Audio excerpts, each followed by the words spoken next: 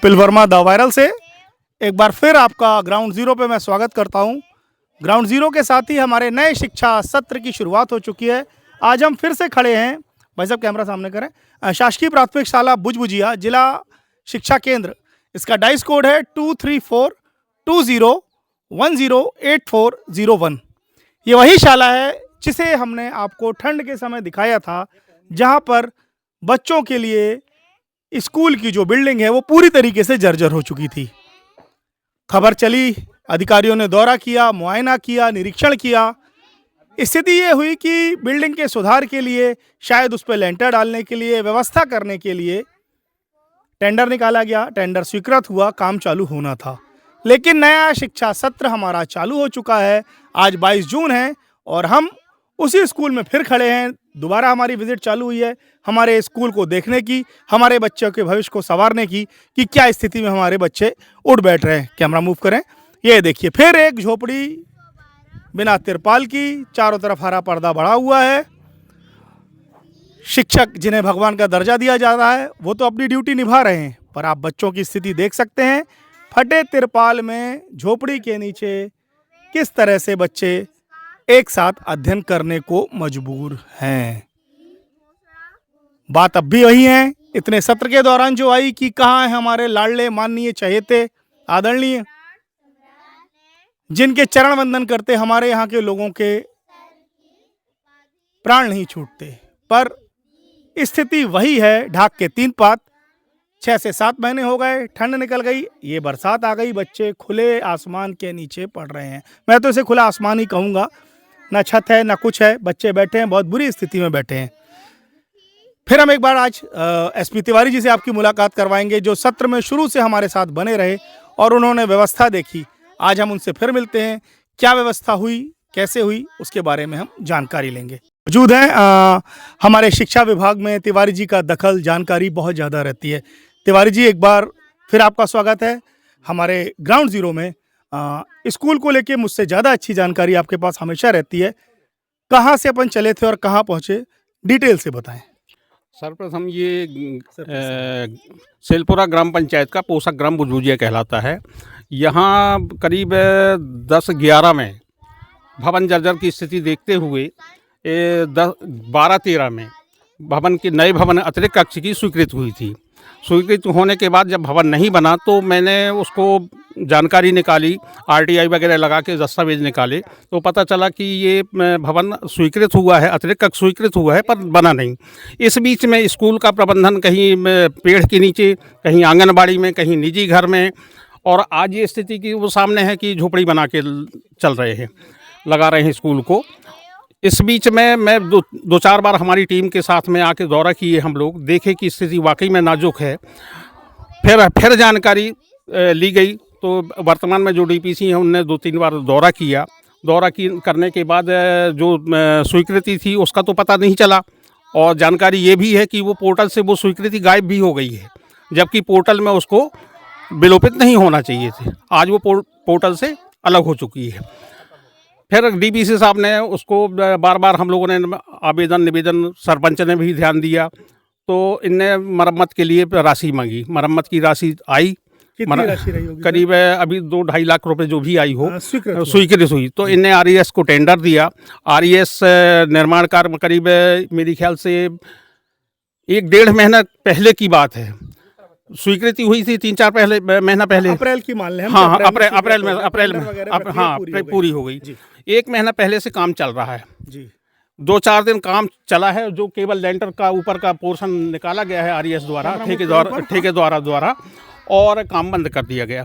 आज लगभग 1 माह से काम बंद है यहाँ पर, जबकि जुलाई के मतलब जून के लास्ट में कंप्लीट करके इनको देना, क्योंकि जुलाई से बच्चे अभी भी बच्चे 15 जून से आ रहे हैं पढ़ने के लिए, पर जुलाई से वो सोच रहे थे कि अपने मतलब नए कक्ष में बैठने लगेंगे। पर विडम्बना ये है कि वो आज जब ये स्थिति है तो सामने बारिश है, कैसे पूर्ण हो पाएगा। और आज बच्चे ये त्रिपाल लगा के यहाँ पर मतलब ऐसी भरी धूप में, नहीं दिख रहा है, हरी मैट बस लगी हुई, बस भी कोई चीज भरी धूप में बैठ के अध्ययन कर रहे हैं। ये बड़ी सोचने वाली बात है। आगे क्या सोचा आपने? आप उच्च अधिकारियों से मुलाकात करेंगे, बात हाँ, करेंगे? पुनः फिर मैंने अभी 2-4 दिन पहले हमने डीवीसी साहब को मतलब बताया था। उनने संभवतः जानकारी ये आई है कि कलेक्टर साहब को भी बताया है। कलेक्टर साहब ने आरईएस वालों को सूचित किया है। सूचित करने के बाद भी अभी तक काम नहीं लगा। बहुत बहुत धन्यवाद आपका तिवारी जी इस विशेष जानकारी के लिए। आइए हम यहाँ पे जो शिक्षक महोदय हैं उनसे हम बात करते हैं कि आखिर क्या स्थिति हुई और कहाँ पर हम पहुँच चुके हैं। कैमरा बच्चों की तरफ मूव करें। आइए, देख सकते हैं बच्चे खुले आसमान के नीचे पढ़ने को मजबूर हैं। स्थिति बद से ज़्यादा बदतर है। तिरपाल भी चारों तरफ से फट चुका है। जो शिक्षक यहाँ के कर सकते हैं वो भरपूर प्रयास करते हैं। हम उन्हीं शिक्षक से आपको पुनः मिलाएंगे जिनसे हमारी आज से 8 से 6 महीने पहले मुलाकात हुई थी। हमने हमेशा उनको अपने कर्तव्य पथ पर अग्रसर पाया, हमेशा पढ़ाते हुए भी दिखे वो। पर व्यवस्था इतनी बदतर हो चुकी है कि उनके हाथ में अब कुछ नहीं रह गया। आइए हम सर से बात करते हैं। Sir please. सर पूरा परिचय आपका? मेरा नाम बचन सिंह मरावी, प्राथमिक शिक्षक, प्राथमिक शाला बुजबुजिया। सर स्कूल का काम लग चुका था, कैसा क्या हुआ, क्या व्यवस्था हुई, जानकारी दीजिए प्लीज। अच्छा, स्कूल एक समझ लीजिए लेंटर 1 आध महीना हो गया लगभग। लेंटर टूटने के बाद काम बंद है। मुझे तो लगता है अगर लेंटर के साथ कंटिन्यू चलता तो बहुत कुछ अब तक हमें मिल जाता। मानो कॉलम वगैरह ऊपर हो जाती तो लेंटर की स्थिति बन जाती। तो बरसात में कुछ नहीं तो लेंटर मिलता तो यहाँ बैठते, पानी गिरता अंदर दौड़ के जाते। अभी तो स्थिति इतनी ख़राब है। आज आए थे सुबह 2 लोग, गड्ढा खोद रहे थे यहाँ। क्यों भाई क्या कर रहे हो? तो बोल रहे थे काम चालू करें हैं आज से, लेकिन अभी भी वे भी नहीं है, गड्ढा बस खुदा है। काम स्वीकृत की बात करें तो यहाँ पे क्या स्वीकृत हुआ है काम? काम स्वीकृत का तो सर शासकीय के हिसाब से शायद यहाँ 3,34,000 का स्वीकृत हुआ है इसका मरम्मत के लिए जी। और हालांकि उसको मरम्मत ना कहें, उसको तो डिसमेंटल करके फिर से बनने का आया था। लेकिन अब जैसा भी हुआ है तो मरम्मत के हिसाब से उसका अगर बनना होता तो महीने भर में तो तैयार भी हो जाता है अगर लगते तो जी। पर मुझे नहीं लगता कि इस सत्र में भी मुझे बिल्डिंग या जो सुविधाएं हो मिलें। अब ये जैसे ही मौसम आएगा तो फिर से लाऊंगा, तिरपाल वगैरह इस पे लगाऊंगा और अपना व्यवस्था तो बनाऊंगा मैं जैसा भी है। अभी किस क्लास से किस क्लास तक के बच्चे यहाँ पे? अभी मेरे यहाँ पहली से लगा के 5वीं क्लास 5 क्लास के बच्चे हैं। टोटल दर संख्या इस बार मेरे यहाँ 30 है, 30 बच्चे हैं। सभी एक साथ पढ़ते हैं जी। और कोई कैसे हो साधन पाता होगा? नहीं, अब जैसा भी हो पाता है आप देख सकते हैं, बहुत मुश्किल है। पर यह है कि फिर भी कुछ नहीं से भला है, पर दिक्कत बहुत ज़्यादा है। बहुत बहुत धन्यवाद आपका। देखा आपने वचन सिंह मरावी जी से हमने मुलाकात की। आज भी बच्चों को पढ़ाने के लिए वो उतने ही तत्पर दिखे हमें जितना हम आज से 8 महीने पहले इनसे मिलके गए थे। कैमरा बच्चों की तरफ मूव करें। 1 से लेके 5 तक के बच्चे यहाँ पर अध्ययनरत हैं। एक शिक्षक है यहाँ पे पढ़ाने के लिए, आप देख सकते हैं, जो पूरी तन्मयता से अपना समय देते हैं। पर बच्चे एक साथ इस स्थिति में पढ़ रहे हैं तो जिले के भविष्य की आप क्या कल्पना करेंगे, ये सोच से परे है। जहां नेताओं के, मंत्रियों के या अन्य राजनीतिक प्रतिनिधियों के इतने दौरे जिले में चलते हैं, उसके बाद भी उन्हें हमारे जिले की शिक्षा व्यवस्था को लेकर हमेशा नगण्य ही पाया गया। अब हम आपको टूटी हुई बिल्डिंग और वो छत दिखाते हैं जिसके नीचे बच्चों को आने वाले समय में पढ़ना पड़ सकता है। आइए थोड़ा झुक के निकलिए भाई साहब।